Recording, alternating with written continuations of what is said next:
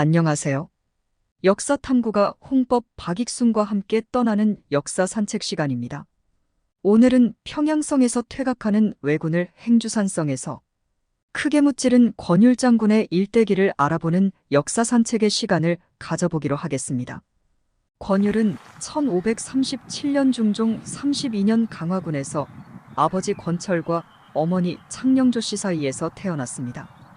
할아버지는 강화부사를 지낸 권적이고 아버지 권철은 후에 영의정을 지냈으며 형제들도 모두 관직에 나간 명문 집안입니다. 한성부로 이사하여 지금의 독립문역 주변에 살았으며 신장이 8척이나 되는 거인으로 알려져 있습니다. 본부인 창녕조 씨는 24세에 사망했는데 그녀가 낳은 딸이 바로 백사이 항복의 처입니다. 계배인 죽산박 씨도 아들을 못 낳아 양자로 대를 이었습니다. 40살이 되도록 관직에 나가지 않다가 사위인 이항복이 과거급제한데 영향받아 46살 되던 1582년 선 조십 5년에 식년문과에 급제하여 승문원정자를 거쳐 예조정랑, 호조정랑 등을 역임하였습니다. 1591년 선조 24년 의주목사로 부임했는데 다음 해인 1592년 그의 나이 56살 때 임진왜란이 일어났고 그해 바로 광주 목사에 제수되었습니다. 조령을 넘어 충주가 함락되고 왜군이 파죽지세로 북상하자 전라, 경상, 충청관 찰사들이 8만 명의 관군을 이끌고 평택 진위에 모였습니다. 외장곤이 씨는 조선의 대군에게 패하는 척 도망하며 조선군을 용인지역으로 유인했습니다. 이때 권율은 전라도방어사 곽영의 휘하에서 중위장으로 활약하면서 외적의 유인책에 말려 추격하지 말고 임진강의 방어진을 구축하자고 전라도 관찰사 이광에게 건의했습니다. 그러나 전라도 관찰사 이광은 물론이고 경상도 관찰사 김수와 충청도 관찰사 윤성각은 그의 제안을 듣지 않고 공격령을 내렸습니다. 무모한 공격으로 선봉장 이시지, 백광원 등을 비롯한 여러 장수들이 전사하고 외병 1600명에게 조선 군사가 거의 전멸되었습니다. 조선군이 주력군을 모두 잃은 최대의 참패였습니다. 이때 권율 혼자만이 휘하의 군사를 상당수 유지하였습니다. 그 뒤 권율은 병사들을 이끌고 남원에 주둔하며 1000여 명의 의용군을 추가로 모집하였습니다. 그리고 다시 북진하여 금산군에서 전주로 들어오려는 고바야카와가 이끄는 왜군을 만났습니다. 권율은 왜군을 막기 위해 진산의 배국에 이치해 진을 쳤습니다. 임시 도절제사가 된 권율과 동북현감왕진이 이끄는 1000여 명의 조선군은 이치전투에서 외장 고바야카와 다카카게가 이끄는 2000여 명의 대군과 맞서 싸워 힘겹게 승리를 거두었습니다. 이치전투에서 승전한 공로로 권율은 전라도 관찰사에 임명되었습니다. 권율은 명나라에서 지원군이 온다는 전령을 듣고 곧바로 이 300명의 관군과 1000명의 의병 그리고 500명의 승병을 이끌고 한양 탈환을 위해 북진했습니다. 그러나 앞서 용인에서 참패한 점을 감안해 바로 북진하지 않고 오산의 독성산성에 들어가 진지를 구축하였습니다. 수많은 조선군이 오산 근처에 와 있다는 소식을 전해들은 외병 총사령관 우키타는 후방과의 연락 단절과 군량 미보급로가 끊길 것을 우려하여 여러 곳에 병력을 분산시켜 조선군을 성 밖으로 유인하려 했습니다.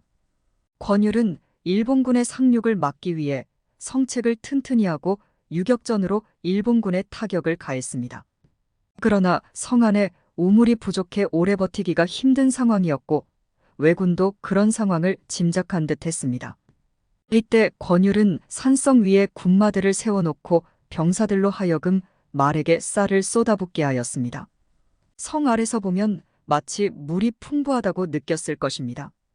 권율의 계략으로 외장 우키타는 포위를 풀고 군사를 한성으로 되돌렸습니다.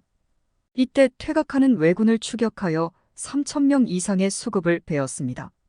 1593년 2월 권율은 병력을 나누어 부사령관 선거이에게 금천금주산에 진을 치게 하고 800명의 병사를 이끌고 한강을 건너 행주산성으로 비밀리에 병력을 이동시켰습니다.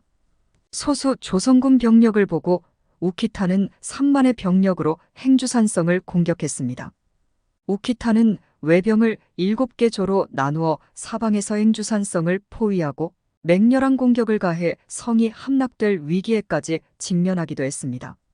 행주산성의 국민들은 3만 명의 대군으로 공격해온 우키다 히데이에의 왜군을 맞아 바위, 화살, 불덩이를 쏟아붓고 병사들도 끓는 물을 퍼부었습니다.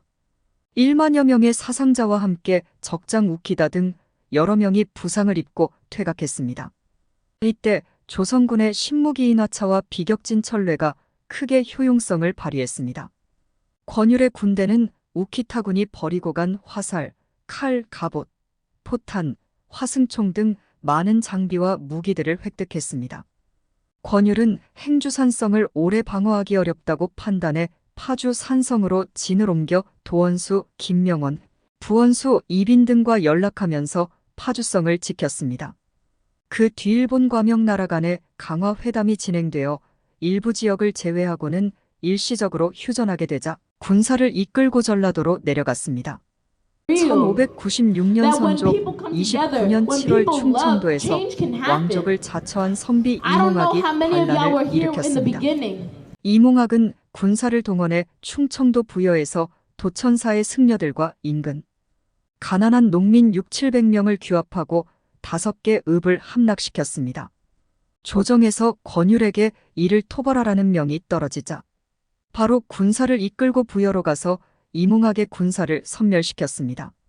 1597년 정유재란이 일어나자 도원수 권율은 해안가로 올라오는 일본군의 북상을 막기 위해 명나라 제동마기와 함께 울산에서 대진했으나 총지휘관이었던 명나라 군대 사령관양호의 돌연한 퇴각령으로 실패하고 철수하였습니다.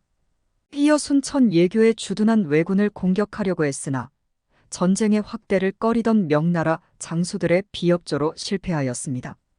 1598년 선조 31년도 요토미 히데요시가 죽고 임진왜란도 끝났습니다. 권율은 병으로 수년간 고생하며 강화도에 들어갔다가 1599년 7월 병으로 사망하였습니다. 지금까지 이순신 장군의 한산대첩, 김시민의 진주열전과 함께 임진왜란의 3대첩의 하나인 행주대첩의 주인공 권율 장군의 일대기를 고찰해 보았는데 다음 주에는 황진 장군의 일대기를 돌아보는 역사 산책의 시간을 갖기로 하고 여기서 마칩니다.